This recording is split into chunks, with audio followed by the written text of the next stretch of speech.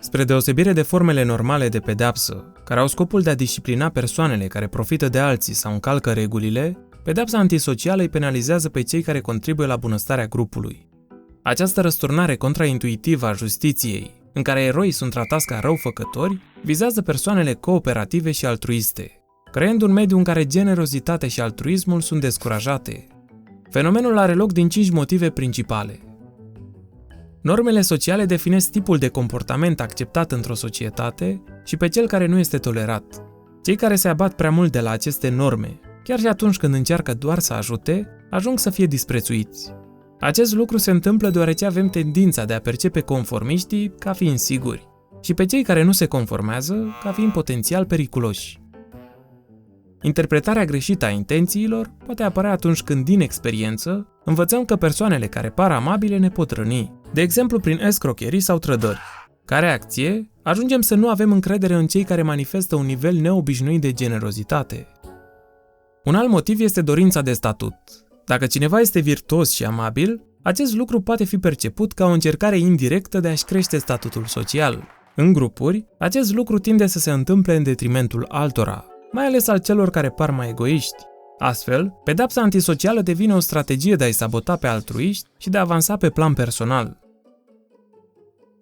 Un alt factor este amenințarea imaginii de sine. Avem tendința de a ne percepe în cea mai bună lumină posibilă, dar când cineva din jurul nostru se comportă într-un mod extrem de generos, această imagine este amenințată, iar în noi se pot naște resentimente.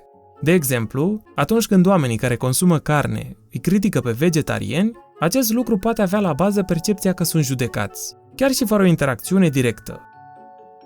În cele din urmă, avem o nevoie născută de reciprocitate. A primi ajutor poate crea sentimente de rușine și vinovăție pe care le proiectăm asupra celor care ne-au ajutat. Acesta este motivul pentru care terapeuții bine intenționați, care își oferă serviciile gratuit, pot observa că pacienții lor sunt nemulțumiți, în timp ce aceia care percep cel puțin o taxă simbolică reușesc să construiască relații de lungă durată.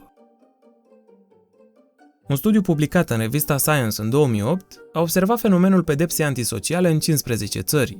Rezultatele au arătat că acest tip de pedeapsă este mai puternic în culturile unde egoismul este încurajat, în locurile cu inegalitate socială ridicată și în societățile în care guvernele prezintă niveluri ridicate de corupție. Chiar dacă avem instinctul de a-i pedepsi pe altruiști, impactul colectiv al acestui fenomen poate duce la o cultură a mediocrității, poate suprima inovația și, în cele din urmă, poate dăuna bunăstării colective.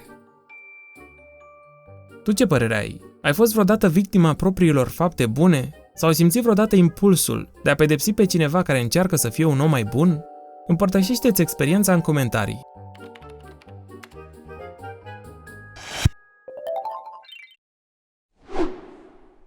Dacă ți s-a părut util, vizionează și celelalte videoclipuri ale noastre, abonează-te pe YouTube sau susține-ne pe patreon.com/sprouts. Pentru mai multe informații și exerciții pentru clasă, vizitează sproutsschools.com.